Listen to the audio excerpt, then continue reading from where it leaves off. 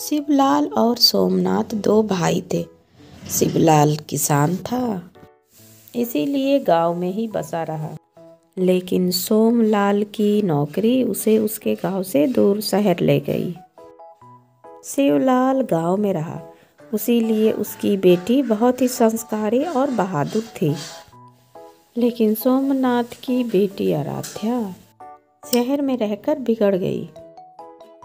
आराध्या, शाम के 7 बजे कहाँ जा रही हो? अभी क्या बाहर जाने का समय है? क्या मॉम, आप भी शहर में रहकर इस तरह की बातें करती हैं? अब मैं बच्ची नहीं रही, बड़ी हो गई हूँ। मेरे दोस्तों ने आज क्लब में पार्टी रखी है, इसीलिए मैं क्लब जा रही हूँ। तुमने हमसे पूछना भी जरूरी नहीं समझा?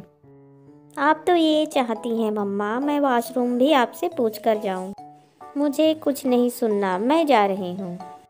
रुक्मणी ने सोमनाथ को आराध्या के पार्टी में जाने की बात बताई। रात के 12 बजे थे। सोमनाथ और रुक्मणी गुस्से में बैठे हुए आराध्या का इंतजार कर रहे थे। आराध्या रात के 12 बजे एक लड़के के साथ घर आई। बेटी आराध्या, ये क्या कोई घराने का समय है? रात के 12 बजे और तुम क्लब में पार्टी कर कर आ रही हो, वो भी लड़कों के साथ।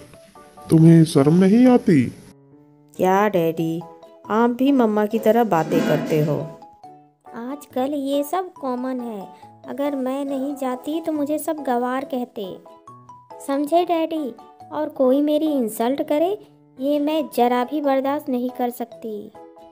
लगता है हमारे लाड प्यार ने तुम्हें इतना बिगाड़ दिया है। ये जो तुमने गवार शब्द बोला है ना, इसके मायने तुम्हें नहीं पता। अच्छे संस्कार अब भी गवारों में ही मिलते हैं।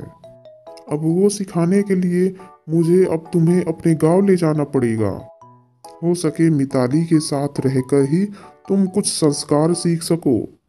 वो सो कॉल्ड बहन जी से संस्कार? माई फूड, मैं कहीं नहीं जाने वाली। मैंने तुमसे पूछा नहीं है, बता रहा हूँ।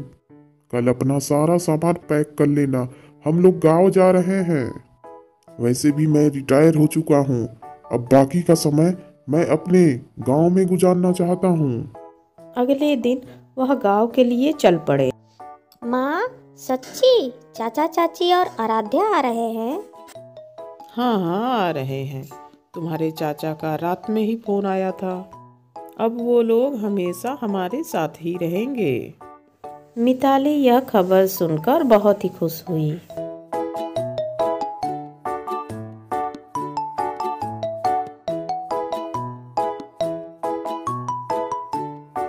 पूरे 3 घंटे बाद वह लोग गांव पहुंच गए।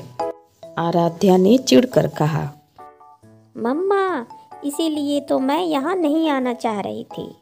देखो ना, घर में कितनी गंदी बदबू आ रही है। आराध्या, इसे बदबू नहीं कहते, इसे तो गांव की मिट्टी की महक कहते हैं। हमारी आने की खुशी में तुम्हारी ताई जी ने गोबर और मिट्टी से घर लिपा है। आप और आपका गाँव। उन सबको देखकर मिताली बहुत खुश हुई और उनके नाश्ते पानी के लिए लग गई। चाची जी, मैं और आराध्या साथ में सोएंगे और रात में खूब सारी बातें करेंगे। आप और माँ एक साथ लेट जाना। मैं तुम्हारे साथ नहीं सो पाऊंगी मिताली, मैं अलग सोती हूँ। मेरा वहाँ शहर में अलग कमरा है। हाँ, यहाँ पे कोई अलग कमरा नहीं मिलेगा तुम्हें।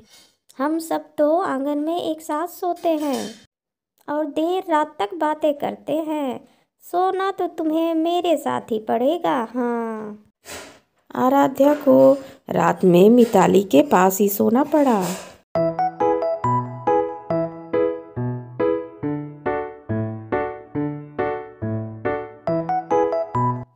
अगले दिन, अरे रे रे, ये क्या कर रही हो तुम? अपने हाथों से गोबर उठा रही हो? छी, इसीलिए तुम्हारे से गोबर की बदबू आती है। मैं अब तुम्हारे हाथ का बना खाना नहीं खाऊंगी। ये नवाबी ठाट शहर में छोड़ के आने चाहिए थे आराध्या। अब तुम्हें इसी गोबर के उपले से बनाई हुई रोटी खानी पड़ेगी। हाँ, थोड़ा बोड़ा राख बनकर तुम्हारे मुंह में भी आ सकता है। हाँ। आराध्या रोने लगी और बोली, मुझे नहीं रहना है इस गांव में, मुझे नहीं रहना है इस लड़की के साथ, मुझे अपने शहर जाना है, नहीं तो ये मुझे गोबर खिलाएगी। आराध्या बस भी करो, यहाँ पे सब लोग चूल्हे पर ही खाना बनाते हैं। ऐसा लग रहा था आराध्या के साथ बहुत बड़ा अत्याचार हो रहा है। उसने चूल्हे पर बना खाना नहीं खाया। उसके लिए रुक्मणी ने गैस पर रोटी बनाई। यह देखकर सब लोग बहुत हंसे।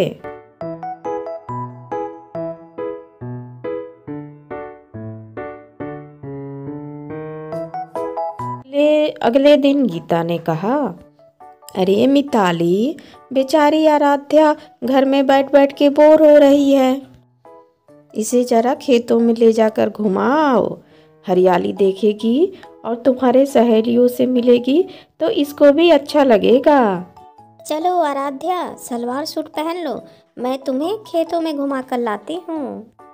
सलवार सूट और मैंने कभी जिंदगी में नहीं पहना। तुम क्या अपनी तरह मुझे समझती हो जो मैं सलवार सूट पहनूं? अगर चलना है तो चलो, मैं इन्हीं कपड़ों में जाऊंगी, बता देती हूँ। मैंने तो इसलिए कहा था कि गांव में ऐसे कपड़े पहनने वाले लोगों को अच्छा नहीं कहा जाता। 4 लोग नज़र उठाकर देखेंगे, बाकी तुम्हारी मर्जी। चलो ऐसे ही चलते हैं। मिताली उसे घुमाने ले गई। जो भी रास्ते में मिले आराध्या के सामने मिताली की तारीफ की और आराध्या के कपड़े देखकर उसको उल्टा सीधा सुना दिया। मिताली की दोस्त प्रिया बोली, अरे यार, ये हवाई कौन है? जबान संभाल कर बोल प्रिया, ये मेरी बहन है। कहाँ तू इतनी संस्कारी और ये यहाँ आधे अधूरे कपड़ों में, कहाँ से ये तुम्हारी बहन लग रही है?